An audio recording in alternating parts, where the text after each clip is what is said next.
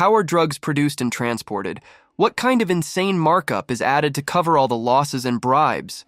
And what unconventional methods do couriers use? I'm Knox, and today I'll tell you how the global Drug empire operates and the crazy amounts of money involved. You can't even imagine. But let's figure out why drug production is so profitable in the first place. The easiest way to understand this is by looking at the most elite substance, cocaine. The coca plant, or simply coca, is used by the people of South America not only for medicinal purposes and tea, but also becomes the focus of fierce battles between drug cartels for its precious raw material, leaves containing cocaine hydrochloride. Interestingly, did you know this substance serves as the plant's natural defense against insects? The concentration of cocaine in the leaves is low, only about 0.2%. The leaves need to be collected, boiled, and dried, and from 1,300 pounds of raw material, you get about 2 pounds of pure cocaine. Imagine the volumes involved. The cartels controlling production pay local farmers just over $1 per pound of dry leaves. So for the raw material needed to get 1 pound of cocaine, a farmer can earn between $200 and $300. But that's peanuts. What's the final price of cocaine for the consumer? It might shock you. On the streets of the US and Europe, a pound of this substance goes for $32,000 to $54,000.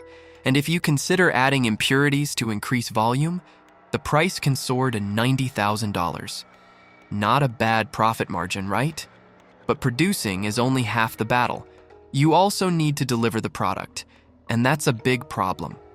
But these problems are solvable, as I'll explain now. In 2023, Europe faced unprecedented volumes of drug seizures. In Spain, 220,000 pounds of cocaine were confiscated, double the amount from the previous year. In the Belgian port of Antwerp, the figure was even higher, 128 tons. And in the Netherlands, law enforcement intercepted 132,000 pounds, 19,800 pounds more than the previous year. How is all this delivered? I'll explain shortly. More importantly, despite these huge seizures, even larger volumes still make it to the streets. Fatal overdoses in the EU are also staggering. In 2021, there were about 6,000 recorded deaths, equating to roughly 18.3 cases per million inhabitants aged 15 to 64. For context, that's more than from car accidents. Technology has significantly complicated the work of law enforcement. Drug sales often occur through the darknet using encryption and guarantees of anonymity, making it particularly difficult to catch criminals. Drug trafficking is a key income source for criminal groups in Europe, bringing them about 30 billion euros annually. Marijuana remains the most popular drug, generating nearly 40% of the total profit, about 12 billion euros. More than 22 million adults in Europe used marijuana within a year. Unlike marijuana, most of which is produced within the EU, cocaine primarily comes from Latin America, adding another 11.5 billion euros to the income of criminal syndicates. But how is all this smuggled? Crossing state borders with illegal cargo is a really complex and highly risky operation. Under constant surveillance by law enforcement and with baggage and individuals being inspected, criminal groups must stay one step ahead, continuously improving their methods of drug delivery from production to the end consumer. Yes, this involves airplanes, ships, and even underground tunnels between countries. Traffickers develop increasingly sophisticated routes and come up with new smuggling techniques to ensure safe transport of their goods. But law enforcement isn't the only concern for smugglers. Competitors also pose a significant threat, willing to go to great lengths to intercept someone else's drug shipments. Why not profit if you won't face any repercussions? It's not like they're going to run to the police. For drug transport, people from socially vulnerable groups are often recruited, as their circumstances make them less suspicious to law enforcement. These couriers may lack stable income or be drug dependent, making them ideal candidates for the job. They know what and where they need to deliver, but often remain unaware of other links in the chain, who gave them the goods and who will collect them on arrival. Recently, more pregnant women and mothers with children are being recruited as they need extra money and arouse less suspicion. Who would search a diaper during an inspection? But the classic method of couriers using the drugs themselves is still in practice. This expendable workforce is cheap to hire and can be paid in kind. These could be addicts needing a regular supply or nightclub, and bar owners for whom drugs are part of their business.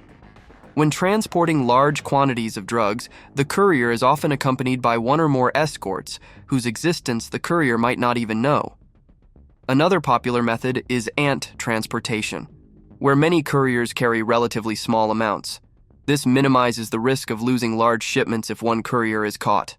What routes do drug traffickers prefer now? One of the main channels for drug transportation remains Rail transport. Imagine an old train cutting through Europe, seemingly carrying only grain or coal. But if you dig deeper, one of the cars might have drugs hidden under a double floor or among the cargo. Crazy, right? Yet this is how the largest shipments are moved. Innovative smuggling methods are also used in railway cars. Access hatches in the cars are often used not only for transporting drugs, but also for moving cash needed for payments to drug raw material suppliers. You get on a train, rummage under the mattress, and take the dirty money. Everything is completely anonymous if fake documents are used. On domestic routes, this is rarely checked thoroughly. Sometimes couriers accompany the drug cargo on trains and remove it at the nearest stations after crossing the border, where specially prepared vehicles are waiting. Although road transport accounts for a smaller share, it's no less ingenious. Smugglers use cars with double floors or hidden compartments under the upholstery. Drugs can be hidden in the wheels, rear axles, and even fuel tanks. This is done so skillfully that even an experienced customs officer might not notice anything amiss. Air transport is rare, but it does happen. Small amounts of drugs can be neatly hidden in suitcases with double walls or even on a person, using specially made vests or corsets, and this is done using regular passenger planes. Experts say airports in Mexico and Colombia have special entrances, allowing couriers to bypass border control. Some planes have special compartments designed by bribed engineers for safe drug transport. Additionally, drug cartels use people as living containers for drug transportation. These mules can swallow up to several feet of drugs packed in latex capsules. The victims are given anti-diarrheal medications to ensure the substances reach Europe. The rupture of one of these capsules can be fatal due to an overdose, making this method extremely risky for the health and life of the couriers. There are plenty of victims of this method, but the most cunning smuggling methods are used where there is no direct border crossing. For example, drones can transport small amounts of drugs across borders, bypassing border controls. Or drugs can be floated down a river in special waterproof containers, quietly drifting to their destination. These streams are often monitored by heavily armed guards to prevent random passers-by or fishermen from reaching the shore. opium or cocaine transported across borders Is often hidden in small packages weighing up to 3.5 ounces, concealed in cigarette packs or clothing pockets. These small packages can also be placed in wallpaper rolls or candy boxes, and to mask the distinctive smell, they are packed together with onions and garlic. In one case, marijuana was smuggled into Poland in canned salmon tins. Hashish is most often hidden in the double walls of travel bags and backpacks, while cocaine is hidden in luggage with double walls, book spines, shampoo bottles, car parts, or the double soles of shoes. Law enforcement encounters various masking methods. For example, the UN reports finding drugs inside fruits packed in sugar or flour bags, and even mixed with tofu and hidden inside containers. These schemes rely on option and cooperation with inside people at ports and airports who help bypass restrictions for a fee. Drug smuggling methods demonstrate the traffickers' deep understanding of customs procedures and the psychology of customs inspectors, as well as their willingness to use any means necessary to achieve their goals. Later, I will explain why it's almost impossible to stop this in the modern world. In 2023, European seaports became the epicenter of drug trafficking, passing record volumes of illegal substances through, bringing criminal syndicates at least 30 billion euros. Now you understand why they are willing to take any risk and use people as expendable materials? This statistic underscores the scale and high organization of the drug business, which increasingly uses digital space for its operations. Complex masking and encryption methods significantly complicate law enforcement's task of tracking and intercepting drugs. This doesn't even mention that some cartels are even organizing their own channels. David Saucedero, a Mexican security expert, revealed an unusual drug delivery method. Cargo ships transporting fish and fruit from Latin America meet with cartel submarines near European ports. The drugs are transferred from ships to submarines, which discreetly deliver the cargo to European shores, where it is sorted and further distributed to the end consumer. I also want to talk about another drug that doesn't really require complicated transportation.